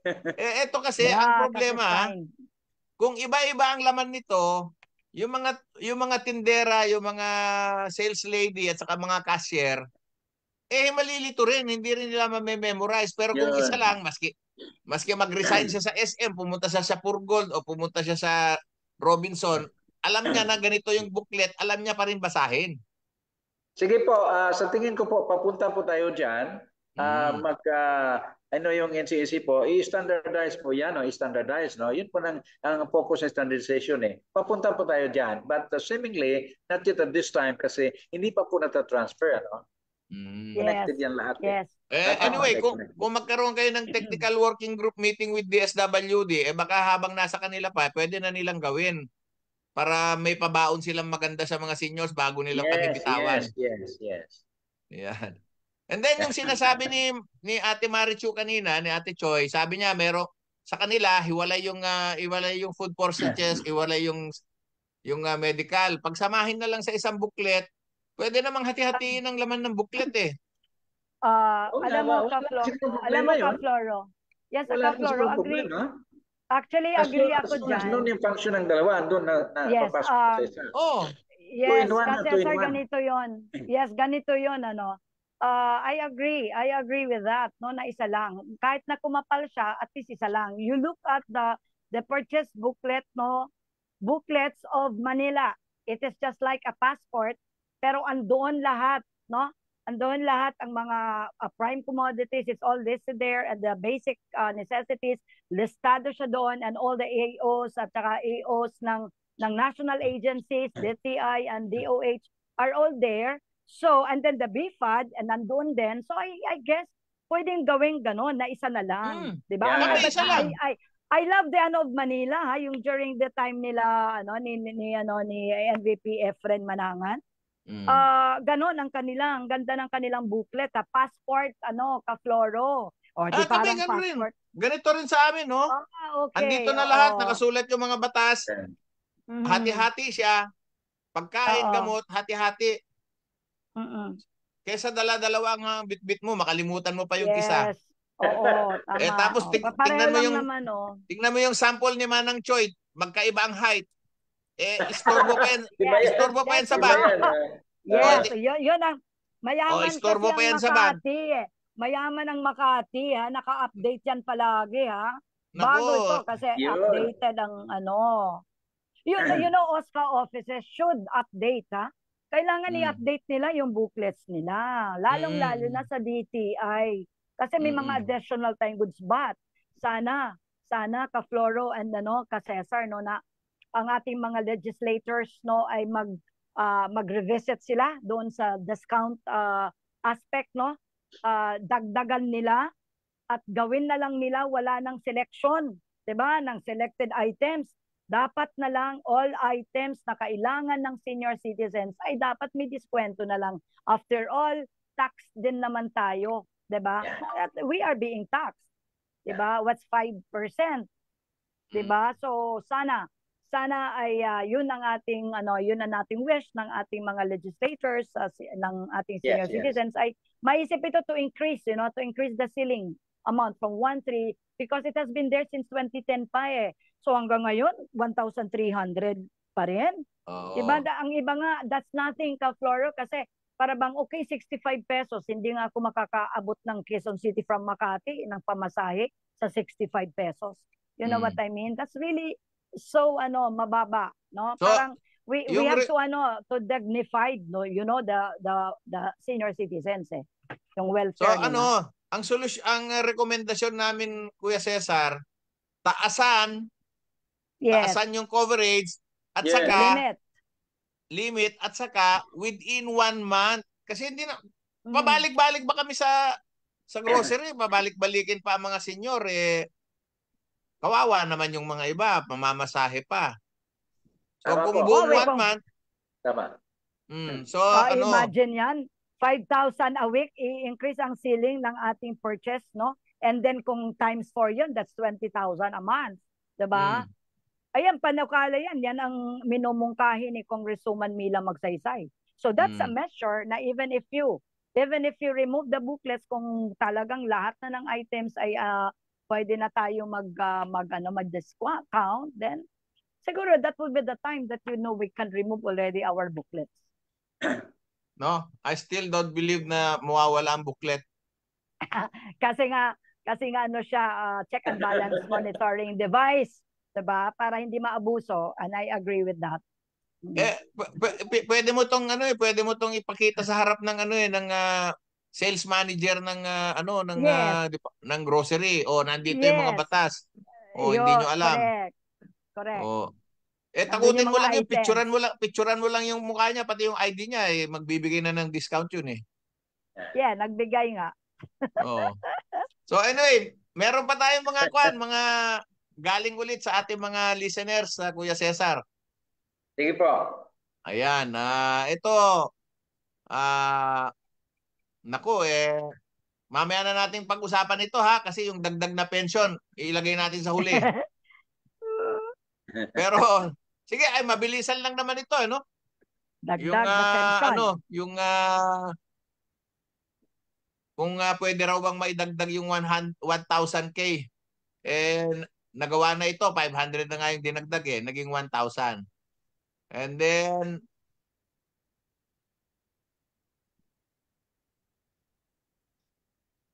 buti pa mga PU drivers pag tumaas ang gasolina ay may mga operator na magtatanggol sa kanila. Okay. Ito. Ano po ba ang may mga pinipili po bang mga senior citizen? Dito po sa amin di ko na babanggitin ng pangalan pero bandang Masbate. Isa po ako na hanggang ngayon ay hindi pa nakakatanggap ng social pension. Kahit piso. Senior citizen po ako. Ano ba ang pinipili nila? Bakit kailangan pang naka-online? Ang registration na hindi po ninyo na isasali sa budget ang senior na maraming senior. Kayo pala ang gustong kausapin ito, Kuya Cesar. Bakit daw yung online yung registration ng senior naka-online? Ganito di ba pwede namang manual? Actually, yung manual, yun po ang una, that was August 2022, ay inumpisahan natin yung Senior Citizens Data Form. But later on, nakita natin, napag-aralan natin na mas mapadali yung evaluation, mapadali yung gagawin natin, ang intention natin, if naka-online na lahat. Kasi nung gumawa, talagang ano sila, sulat sa papel. Ang dami-dami, libo-libo yon. At hindi mapadaling ma-online yon kasi kailangan i-encode yun lahat eh.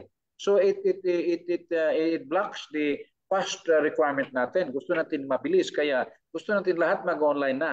Tsaka yung registration natin, Kaploro at Ma'am Maricho, hindi naman natin kinoconnect doon sa social pension yun eh. Yes, Yun. yes.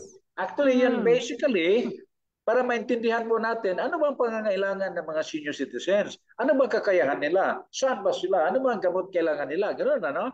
Saka malalaman natin na ano ba talagang kailangan na makatulong tayo sa mga seniors. Kasi walang data eh. Kaya it has to be a primary data. Primary data comes from the person talaga, galing sa kanya. So it's not secondary data, it's primary data, which is very important kasi kaya ginawa natin yung senior citizen data form now online para mapadali po yung proseso para makapag-profiling na tayo sa region, sa syudad, anong kailangan niya para mapadali yung tulong natin maibigay sa kanila. Sa ngayon po, Kaploro at saka Ma'am, nasa mahigit na 4 million na po ang nag-online. Ang listahan natin is mahigit 4 million na. And we target sana matatapos itong online registration na. Ay, hindi po matatapos ito. Kasi every year may magiging senior eh. Every month may magiging senior, di ba? May magbe-birthday. So continuing process po ito. So most probably, ito pong tinatawag natin na target 12 million for lahat-lahat sa ngayon. Baka makumpleto ito by the end of the year. Basta magre-respond lang yung mga seniors. But it goes continuing process po. Yes, Kasi bawat araw may nagiging 60 eh. Dapat mag-online din siya para mapasama siya sa bilangan. Progressive po ito. Progressive development po. Pero Tatay Cesar, may suggestion ako dyan. Sige po. Kasi po, maraming seniors na walang access sa computer. Maraming seniors ay hindi techie. Yes, at po. maraming seniors ay walang access sa internet. Yeah. So posible ba may yung mga OSCA o yung mga munisipyo ay mungkahin nyo sa kanila na meron silang isang maliit na kwarto o isang maliit na opisina na ang mga mamamayan na walang access sa internet at walang access sa computer ay makapasok dun sa isang maliit na opisina para doon sila mag-online. Kasi hindi lang po NCSC. Bigyan ko kayong magandang halimbawa, NBI clearance. Kailangan din online. Ito ang nakakatawa. NBI ha? NBI. Para ka makapag-online ng NBI kung wala kang computer, sa maraming opisina ng, alam mo yung mga one-stop shop ng mga iba't ibang ahensya? Yes po. Oh. Sa iba ba, anong mga building na yon? Ang daming nagsusulputan. Online registration, NBI clearance, LTO, SSS. 250 ang bayad para lang makapag-on. Po yun sa pinagkakitaan ng iba eh. O kaya nga, 250 ang bayad. Hindi po pinagkikitaan ito. Ito ang nakakatawa. Bawal po yan. Bawal po. Yung NBI clearance na babayaran mo. Services yan eh. Services yan eh. Pero kailangan maintindihan ito. Ito pong online registration is kailangan talaga sa bawat senior para mapasama siya sa bilangan. Walang objection kami doon. Walang kaming objection doon. Pero yung realidad na maraming senior ay walang access sa computer at maraming senior hindi marunong mag-online, kailangan bigyan ng gobyerno, hindi lamang ito sa NCSC, kuya. Sige, ganito NBI po. clearance, LTO.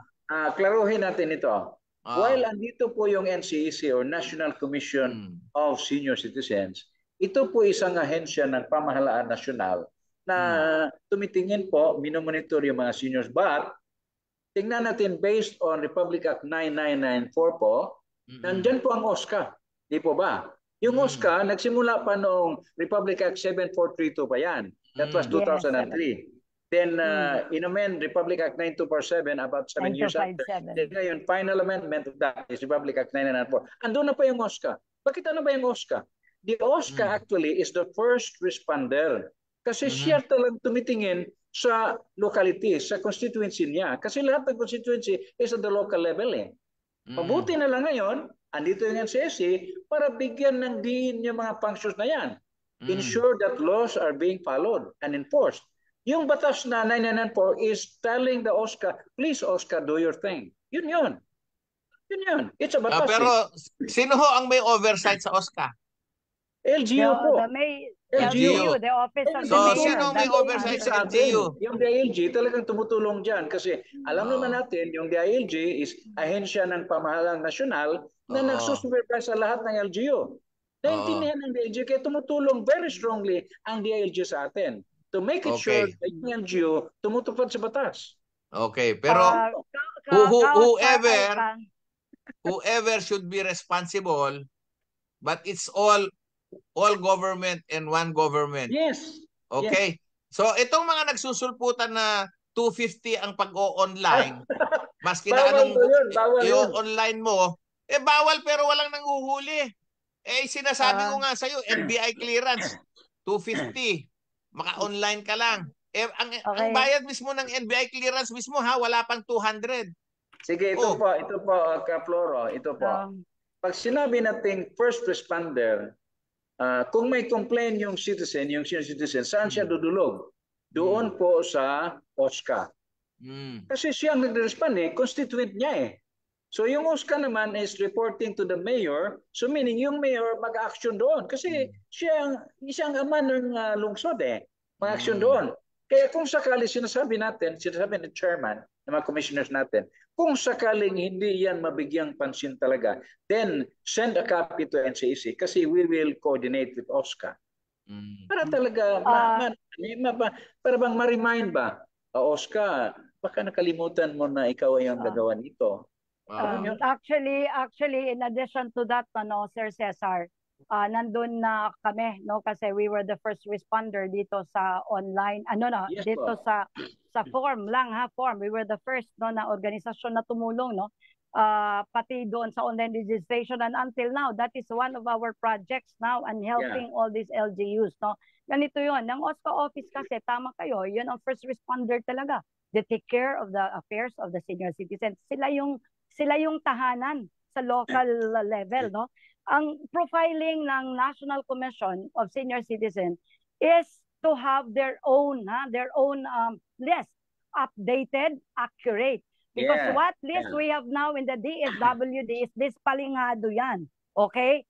The listing of the DSWD, kung saan ang pang-ahensya, ay hindi siya updated with regard to the senior citizens, Marami ng patay dyan, nandyan pa rin sila sa listahan, okay?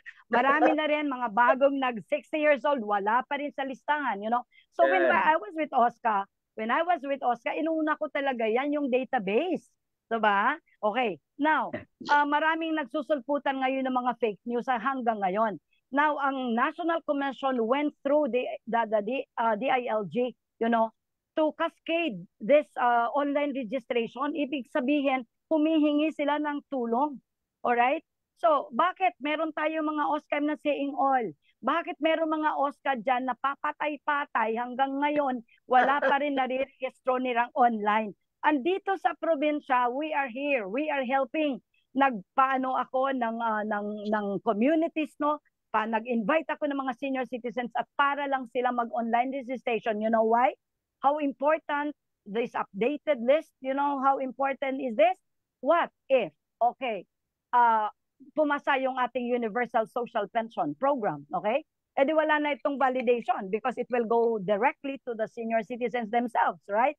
Wala ka sa listahan, wala ka sa database ng National Commission because definitely this program will be implemented by no less the National Commission of Senior Citizens. Di wala kayo sa listahan, di ano ngayon? Sino ngayon ang magpo-problema? Di wala kang pension.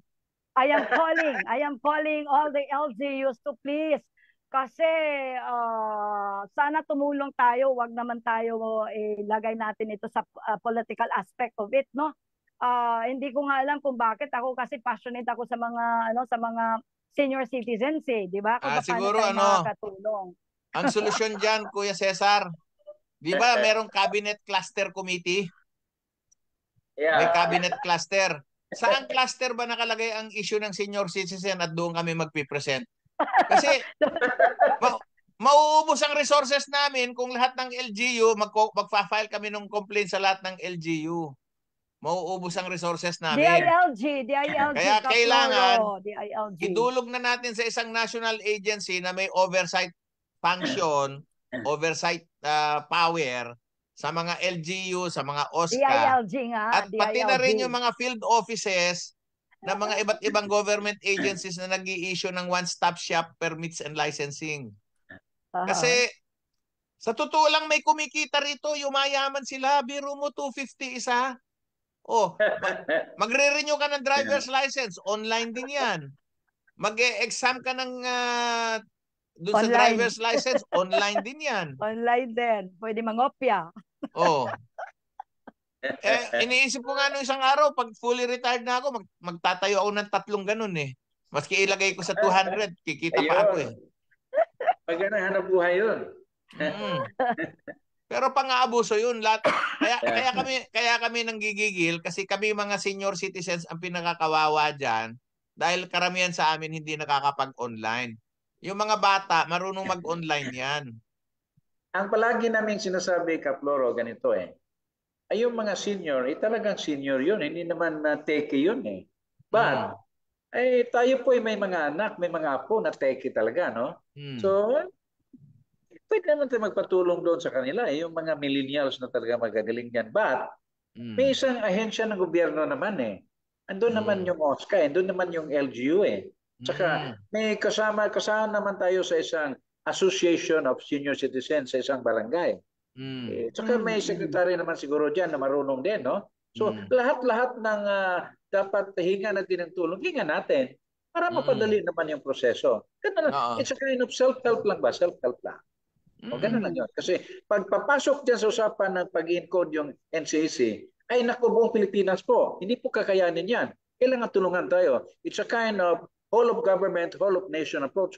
Yan, kaya nga po ang sinasabi ko, lahat. payuhan ninyo yung mga LGU na meron silang isang kwarto doon, na merong mga 3 computer o 5, para yung lahat na mag-o-online na walang computer sa bahay, doon na sila pupunta. Imbis na magbayad ng 250 doon sa mga kanto, yun. na Sila suspetsa ko pakawala rin yun ng mga taong gobyerno. Negosyo rin yun ng mga taong gobyerno yung mga 250 na yun.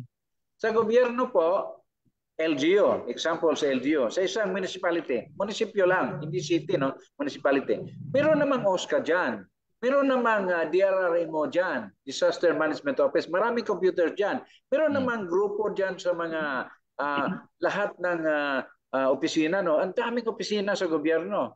Kung may kakilala ka, di magpatulong doon. May government function yan eh. Di po ba? Kaya tinitingnan natin lahat yan. Okay. Madali yung usapan, no? Oo, alam mo, napapasarap tayo. Lampas na tayo sa 4:00.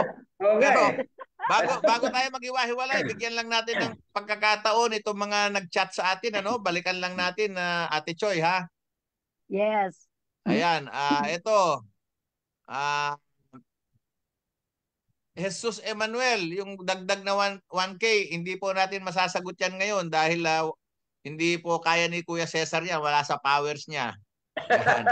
Etong pinipili po ba ang mga senior citizen sa bawat bayan na hindi po yan. Lahat po ng senior citizen dapat nakalista kaya dapat i-report ito sa OSCA at saka i-report ito sa NCSC. Basta naging 60 ka na, senior palista ka na. Yung po bang purchase booklet ay binibili, hindi po, libre po yan. Libre po yan. O si Tatay Oscar Ricaflanca, mga kasenyor, don't leave your home without your senior citizens ID or OSCA ID. If out of town, bring also your purchase booklets. Yan. Kaya ako nga ho, hanggang abroad, nagamit ko na eh. May binili akong isang gamot eh, wala akong reseta, pinakita ko, binigyan ako. Ayan. Ang purchase booklet po ba binibili? Hindi po. Free po yan. Ayan.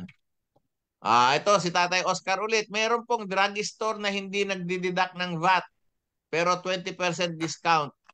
Wala akong alam dito pero kayo po. Marami po. Dito sa akin meron. Tatay Cesar, pwede ba dun sa booklet imandato rin ninyo na yung sample computation kung paano kinakalculate step by step para marating natin yung final na discount. Ilagay din sa booklet. Unfortunately, wala sa booklet yan. Pero nandyan Wala. yun sa 9994, andun yun. Oo nga, pero Andun. ilagay na rin sa booklet. Nasa mo yun, saka kinukopya mo yun, alam ng senior yun. Pag Eh, binabasa yun, kasi batas hindi na yun eh. hindi na mamememorize ng senyor ang equation niyan. Dapat isulat na natin sa booklet. Sige po, doon po sa LGU, 28.67%. pag nagpiprinta ulit siya ng booklet, pwede naman na sabihin na, o sige LGU, o Oscar, next printing nyo, isama yung calculation na, isama doon na. Ganun eh. Pero hindi po kami siguro makapagmandato niyan at as of this time, kasi somehow, ayaw muna natin mag-intervene kasi hindi pa nga, Sige. mahirap yun eh. Pagka kumandidato na lang si Nanay Choi, siya na lang mamumudmud ng calculation. Sige. Sama natin sa libreta. Hindi 32 ha. Ka-Floro, yan. hindi na. Ngayon tayong, nung bata tayo, 32 yan. 32%, 20% and 12% VAT. Pero ngayon, senior citizen na tayo, it's only 28.67% na lang. Yan na yung math natin. Ayun, si Imelda Season. Pakinig ka, Kuya Cesar. Sabi ni Imelda Season, dapat ang booklet ay sa NCSC naman galing para ma-standardize dahil tinatag na po ang ahensya para sa senior citizen. Actually, hindi naman problema po yan, Ka-Floro, as long as may direction po na ganyan. No? As of this time, sabihin natin, hindi mo na siguro makialam dyan kasi pag-usapan pa eh. Okay. Eto, si Julieta Paula Huganas. Uy, ka-schoolmate ko ito. Nakikinig ako from Villaluz, Benito Silvien. Ayan. Si Joy Josephine Regalado. Di ba pwedeng yung OSCA na ang mag-forward sa NCSC noong mga computerized data nila on the senior citizens in every LGU? Updated yan kasi gusto ng mga senior citizens na ma-register sila. Tama. Actually, isa-isa, one at a time po. Yung talagang mismong senior citizen ang gagawa ng online registration. Hindi po yung mass, isa-isa po. Kung sakaling may mag-encode yun doon sa OSCA, then isa-isa po ang encode doon, no? Hindi po magpadala ng summary. Hindi po summary. Si Miss Lily Vargas, ito, nasa Nompeng pa ito, pero aktibo ito sa grupo na to, no? Kasama namin to sa Seniors for Seniors. Sa paniwala ko po, mas mapapabilis kung online ang registration. Subalit, dapat po ay mabigyan ng pamamaraan ang mga walang access sa computer sa bawat OSCA office. Yan. Yan nga, magpapatulong po doon sa nakakaalam. Kasi mga kaibigan naman yan. Kakampi nyo ito, OSCA ang tinuturo eh. Joy Regalado ulit. Sa Quezon City, LGU is also implementing an ID system. In this ID, it is indicated if one is senior citizen. The Quezon City LGU and OSCA Quezon City can provide such computerized data to the NCSC. Yan. Yun. Yeah, that's good. That's good. Kaya lang natin na hindi po kumpleto yung data na nakalagay doon eh. Yung pong ginawa na data form, yun po yung kumpleto. Si kaibigang Edwin Nagapatan, ito yung musikerong senior. Good topics po. Thank you for covering these issues. Yan. Okay. Si Joy Regalado ulit. Senior citizens discounts on medicines and groceries are not implemented and enforced in my hometown. Oy, ganun pa. Kailangan i-reklamo yan, i-complain yan. Doon ilagay sa OSCA yung complaint, ibigyan kami ng copy. Paano nga siya magko-complain sa OSCA? Hindi nga ini-implement ng OSCA. Hindi na ini-implement. Monitoring siya eh, di ba? So tama ka. Anyway, yun po yung mga galing sa chat. Patas po yun. Patas yun. Hindi na i-implement ng OSCA. Tama yun. Alam mo, at the end of the day, lahat ng pinag-usapan natin ay implementation lang. Yes, lang. No? So, yung booklet or no booklet ay malaking debate yan. Pero tingin ko, kung titingnan natin ang mga komentaryo ng lahat ng listeners natin, wala pong sumasang-ayon na mawala ang booklet. Okay lang po. Okay lang. So, hindi ko isusurrender ang booklet ko pag tinanggal nyo yan. Ayan. Gagamit pa rin siya. So, tapos na po ang oras natin. Siguro bago tayo magsara. Ako po wala na masakyan dito kasi isolated. Si Tatay Cesar muna. Last words po bago magpasalamat at mamaalam. Samahan ko. Tatay Cesar, last words po. Ako po masaya at nagagalak at napag-usapan natin mga bagay na ito. At somehow, nabigyan din kami ng kunting panahon na makapagpapaliwanag tungkol sa NCSC. Kasi marami pa pong hindi nakakaalam sa mga ginagawa ng NCSC. Akala po ng iba, basta NCSC lang, hindi naman alam kung anong importansya nito eh. So, inuulit ko po, ito pong NCSC, National Commission of Senior Citizen, ito'y tungkol sa, galing sa Batas Republic Act 1153, which is mandato po, talaga pong tinutulungan naman lahat ng senior citizen, lahat ng pangangailangan niya. Ito po magiging tulay ng pagbibigay ng mga ayuda, tsaka pagpapakilala kung ano mga batas na dapat tuparin. Ito po NCSC, talagang nagmumonitor at nagtatracking nito para po sa kapakanan sa lahat ng mga senior citizens sa buong bansa po. Yun. Okay, Ate Choy. Yes. Your last words. My last words. Thank you very much talaga, Sir Cesar. It's a privilege, no, an honor na naging although nagkikita tayo sa Malacanang. I know Sir Cesar. Gusto ko lang meron lang ako parang news, no? Dahil namungkahi naman to, actually this removal, no, yung removal or yung pag-aalis ng mga booklets, no, both for the groceries and for the purchase booklet for the medicines, ay sentimento lang to eh. Wala pa naman kasi actually siyang draft bill, no? And doon yan nasabi yan doon sa meeting nila ni Congressman Erwin Tulfo doon sa Ways and Means Committee chaired by Congressman Joey Salceda, no? Yes, at doon sa meeting na yon, I am really so happy dahil nabasa ko yon that ito si Representative Joey Salceda ay minungkahi niya, why don't you form a TWG, no, to craft a new law for the senior citizens as well as for the persons with disability. And this, we welcome this, no? This is a new tawag dito, I would say na masayang news, no? Na magka-craft sila ng batas, no? Para naman sa mga senior citizens at saka mga persons with disability. At syempre nagpapasalamat din ako sa COSE at for again, no, inviting me. Napaka-interesting ito. Actually, hindi enough ang oras, no, para magpaliwanag talaga. But at least na kahit ako, I learned so many things out of this program. At gusto ko lang din i-hello, i-shout out, andito ako sa province ng Leyte, no, sa Region 8. At galing ako doon kanina sa mga senior citizens. Hello, mga taga Dulag, Leyte, no, ito yung aking town. And then of course sa lahat po ng mga NISCA members all over the Philippines, yung National Senior Citizens Affairs for Social Justice, Welfare and Development Incorporated, ay maraming salamat sa nanonood ngayong araw na to. And Ka-Floro, I will see you in March, no, doon sa ating NAPSI, no, sa ating first council face-to-face meeting.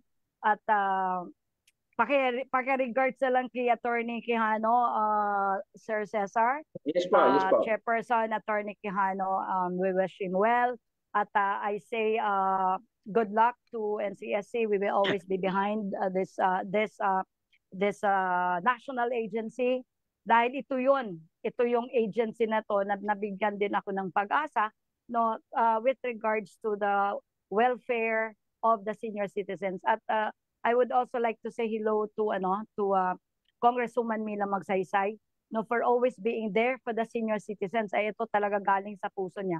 At yung pala, yung batas kanina na pag-usapan natin, Ka-Floro, yung final ni Congressman Erwin Tulfo, yung House Bill 9569, providing a monthly maintenance medication support act, no, for senior citizens. Ito po yung ang mabibigyan nito ng 1,000 per month, no, a total of 12,000 para doon sa mga senior citizens na meron silang maintenance medicines at hindi naman dahil nga sa kahirapan o kakagangan ay hindi na sila magpo-problema kung saan nila kukunin ang pambili po ng gamot. So this is I think to improve quality life for the senior citizens. So with that, thank you very much, Kosi. Maraming salamat. Iyon. So sa ngalan po ng Senior Citizens Time for Information and Public Service, nagpapasalamat muli kami kay Kuya Pag minsan kuya, pag minsan tatay, no? Kuya Cesar, Bata Yamuta. pa si Kuya Ah, Cesar. sa lahat ng mga informasyon na binahagi at sa magandang balita na marami ng offices na-establish ang National Commission of Senior Citizens at may mga field offices na tayong mapupuntahan. Sana lang ay at the end of the day ay one-stop shop na kami at sa inyo na lang kami lahat magpaparegulate, no? Of course, maraming salamat kay Attorney Quijano for sending you to be with us on his behalf. Siyempre kay Ate Choi na matagal ko nang nakakasama sa kilusang mga seniors, no? Tuloy ang laban. And of course, sa lahat ng mga tagapakinig-nood natin, maraming salamat po sa inyong mga komentaryo at mga dagdag, lalong-lalo na si Tatay Oscar Ricaflanca na lagi rin naming guest dito sa programang ito. And of course, si Miss Maya Montenegro, isa po siyang leader ng mga Domestic Workers Association of the Philippines, no? At marami rin po siyang mga seniors na members, no? At of course, doon sa mga regular tagapakinig natin, maraming salamat. So mga kapatid, ang posisyon natin, let's hold on to our purchase booklet. It is our evidence. It is our reference for our legal defense pag nagkikipag-usap tayo sa mga establishmento. Huwag niyong wawalain yan. At huwag tayong pumayag na inaabuso yan at bantayan din natin yung ating mga kasenyor na nangaabuso. No? Sana ay mas marami ang matinong senyor kaysa sa mga hindi matino para tumino po ang Pilipinas. Yan. Okay po, Yan. okay po. Yan. Magandang hapon po. At kita-kita po tayo muli sa susunod na linggo, Lunes, alas 2:30 hanggang alas 4 ng hapon. Thank you very much. And Nanay Salve, good luck sa iyong ginagawa. Sana mapili na natin ang ating senior citizen sectoral representative. May the best man or woman win. Yan. Okay, maraming salamat po.